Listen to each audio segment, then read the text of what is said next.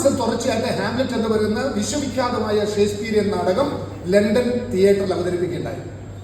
അതിന്റെ ലാസ്റ്റ് ഷോയ ദിവസം പ്രാക്ടീസ്. എന്താ പ്രാക്ടീസ് എന്ന് വെച്ചാൽ, the director will go and the director will invite every actor and actress onto the stage. എല്ലാവരും വിളിക്കും സ്റ്റേജിലേക്ക്. ചെറിയ വേഷം ആയിക്കട്ടെ വലിയ വേഷം ആയിക്കട്ടെ അവരൊക്കെ വേദിയിലേക്ക് വിളിക്കും.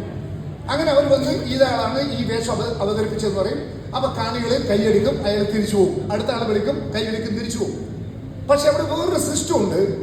if the audience claps for the second time, that gentleman or lady has to come back. തിരിച്ചു പോകുന്ന ആള് രണ്ടാമത് കൈയടിക്കുകയാണെങ്കിൽ തിരിച്ചു വരണം. അതൊരു പ്രാക്ടീസാണ്. കാരണം അദ്ദേഹത്തിന്റെ അഭിനയം അത്രമാത്രം കാണികൾക്ക് ഇഷ്ടപ്പെട്ടു എന്നാണ് ഇതിനർത്ഥം. അപ്പൊ ഈ ഹാംലെറ്റ് എന്ന് പറയുന്ന നാടകത്തിലെ പ്രധാന കഥാപാത്രത്തെ അവതരിപ്പിച്ചത് റിച്ചർഡ് ബർട്ടൺ ആയിരുന്നു. അദ്ദേഹമാണ് മെയിൻ കഥാപാത്രം അവതരിപ്പിച്ചത്. അതിന് ലാസ്റ്റ് ദിവസം ഇങ്ങനെ റിച്ചർഡ് ബർട്ടനെ വിളിച്ചു. കാണികൾ എഴുന്നേറ്റ് മനോഹരമായ കയ്യടി കൊടുത്തു. റിച്ചർഡ് ബർട്ടൺ ആ കയ്യടി സ്വീകരിച്ചു. അദ്ദേഹം തിരിച്ചുപോയി. Second time also the audience clapped, he came back. Third time also the audience clapped, he came back. Ladies and gentlemen, the audience clapped 37 times continuously. 37th time he literally pleaded and requested them, kindly stop it. അല്ലെങ്കിൽ ഒരുപക്ഷെ അവർ നിർത്തില്ല. London തിയേറ്ററിന്റെ ചരിത്രത്തിലെ ഒരു റെക്കോർഡാണ്, ഒരു all time റെക്കോർഡാണ്. ഒരു അഭിനേതാവിന് 37 തവണ തിരിച്ചു വിളിച്ച് കൈയ്യടി കൊടുത്ത അനുഭവം. Preparing ham. You know what is ham? Ham is something that we prepare using the meat on the back leg of the pork. അത് അവർക്ക് യൂറോപ്യൻ നാടുകളിൽ പോയ അമേരിക്കയിൽ പോയ ഹാം ഇല്ലാത്തൊരു പരിപാടി ഉണ്ട് അവര്.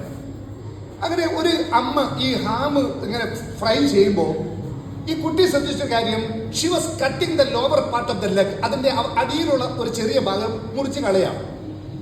അതിന്റെ ചെറിയ portion from the hinder end, back end, that lady was cutting a small piece of the ham and throwing it away.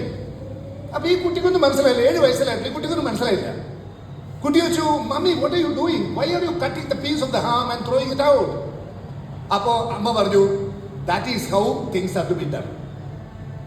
That is how we used to do this. അങ്ങനെയാണ് ഇത് ചെയ്യുന്നത്. ഹാം ഉണ്ടാക്കുന്നത് എങ്ങനെയാണ്? എന്നോട് എൻ്റെ അമ്മ എങ്ങനെ പഠിപ്പിച്ചത്. My mom taught me like this. ഈ കുട്ടിക്ക് ഭയങ്കര ഇൻക്വിസിറ്റീവായി. എന്നങ്ങനെ വിടാൻ പറ്റില്ലല്ലോ. ഈ കുട്ടി പോയിട്ട് ഗ്രാൻഡ് മദർ കണ്ടു. Grandmother, I asked my mom why she is cutting a piece of the leg of the ham and throwing it out. ഞാൻ ചോദിച്ചപ്പോൾ പറഞ്ഞു, ഗ്രാൻഡ് മദർ ആണെന്ന് പഠിപ്പിച്ചത്. Granny, you taught my mother why? അപ്പൊ granny പറഞ്ഞു, my mother taught me like that. എന്റെ അമ്മ എങ്ങനെയാ പഠിപ്പിച്ചത്.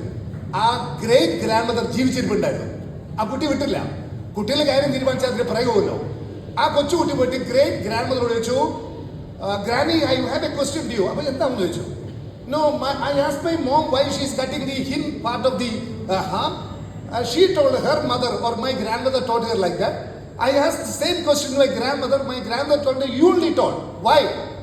And the great grandmother, Mudu Muttashi Varanyu, those days when I was cooking, our frying pan was very small. എൻ്റെ വീട്ടിലെ ചെറിയ ചട്ടി വളരെ ചെറുതായിരുന്നു. അതിൽ കൊള്ളൂല, അതുകൊണ്ട് മുറിച്ച് കളഞ്ഞാന്ന് പറഞ്ഞു. That girl came back and went back to her mom and told that, stop this stupid thing. Now you have bigger frying pan, why are you cutting that away? You know, we normally, we all say that this is how things are used to be. Let me tell you, used to bees can never produce honey. Only gonna bees can create honey. Used to bees in honey ഉണ്ടാക്കാൻ പറ്റൂല. Gonna bees ന് മാത്രമേ honey ഉണ്ടാക്കാൻ പറ്റൂ. That is what the essence of the slogan called, let us make a difference. Let us don't actually tread on the path that others have created. മറ്റുള്ളവർ നിങ്ങളുടെ വഴിയിലൂടെ നമ്മൾ പോകുന്നത് വാശിയൊന്നുമില്ലല്ലോ, നിർബന്ധമൊന്നുമില്ലല്ലോ. അങ്ങനെ ഒരു വ്യത്യസ്തമായ ഒരു ഡിഫറൻസ് ചെയ്യുന്നുണ്ട്. പക്ഷെ അത് നമുക്ക് ചില ശീലങ്ങൾ ഉണ്ടാവും. അത് മാറ്റിയെടുക്കാൻ ശ്രമിക്കണം. ഒരു കൊല്ലം സന്യാസി മഠത്തിലെ 25 യുവ സന്യാസികളും കൂട്ടി അവരുടെ ഗുരുനാഥൻ കൈലാസത്തിലേക്ക് യാത്ര പോവുകയാണ്. അപ്പൊ 5 വർഷം സന്യാസം പഠിച്ച് അവർ ലൗകിക സുഖങ്ങളൊന്നുമില്ലാതെ കല്യാണം കഴിക്കാൻ പറ്റില്ല, നോൺ വെജ് കഴിക്കാൻ പറ്റില്ല.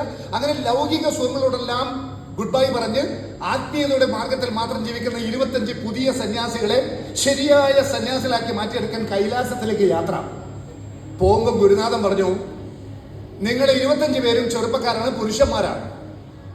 നിങ്ങൾ ഈ സന്യാസ ജീവിതത്തിൽ നിന്നും ആശ്രമ ജീവിതത്തിൽ നിങ്ങളെ തിരിച്ചുവിടാൻ വേണ്ടി ചിലപ്പോൾ evil forces, devils, evil forces സുന്ദരികളായ സ്ത്രീകളുടെ രൂപത്തിൽ വന്ന് വഴിയരികിൽ നിന്നിട്ട് നിങ്ങൾ നടന്നു പോകുമ്പോൾ കൈമാടി വിളിക്കും. വാ വാ നമുക്ക് പോകാമെന്ന് പറയും. ഒരു പക്ഷേ ആ സ്ത്രീകൾ അല്പവസ്ത്രധാരികളായിരിക്കാം. നിങ്ങളുടെ മനസ്സിന് ചാഞ്ചാട്ടം ഉണ്ടാക്കാനും നിങ്ങളുടെ മനസ്സിനെ വൈബ്രേറ്റ് ചെയ്യിക്കാനാണ് അവർ ഇങ്ങനെ നിങ്ങളെ സെഡ്യൂസ് ചെയ്യാൻ വേണ്ടിയിട്ടാണ്, പ്രോംപ്റ്റ് ചെയ്യാൻ വേണ്ടിയിട്ട് ചെയ്യുന്നത്. അതുകൊണ്ട് ഒരു കാരണവശാലും അങ്ങനെ ഏതെങ്കിലും സുന്ദരിയാസ്ത്രീകൾ നിങ്ങളെ കൈമാടി വിളിച്ചാൽ ഒരിക്കലും നിങ്ങളുടെ മനസ്സിന്റെ ശക്തി നഷ്ടപ്പെട്ടത്, നിയന്ത്രണം നഷ്ടപ്പെടാൻ പാടില്ല.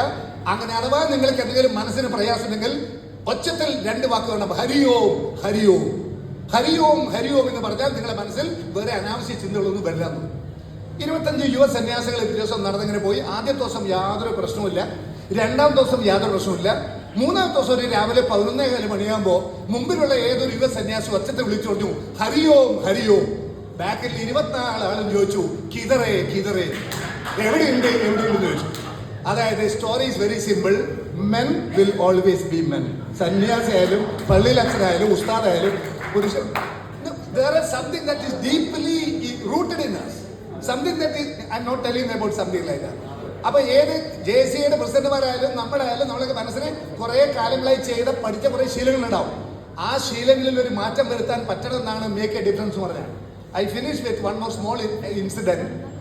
A man who studied in an engineering college, just like Palakkad NSS Engineering College, after 40 years he went back to his college. അതിന് ഭയങ്കര ഒരു ആഗ്രഹമായിരുന്നു കോളേജ് ഒന്ന് കാണണം, പണ്ട് പഠിച്ച സ്ഥലമല്ലേ. അങ്ങനെ 40 വർഷങ്ങൾക്ക് ശേഷം കോളേജ് തിരിച്ചു. ഇപ്പൊ അവിടുത്തെ ഹോസ്റ്റലിലായിരുന്നു 5 വർഷം താമസിച്ചു. അപ്പൊ അയാൾക്ക് 5 വർഷത്തെ ഹോസ്റ്റൽ ഒന്ന് കാണണം, അയാളെ താമസിച്ച റൂം ഒന്ന് കാണണം. It's a very funny incident, just listen. So he wanted to see the the hostel room. താമസിച്ച റൂമിലെ 5 കൊല്ലം.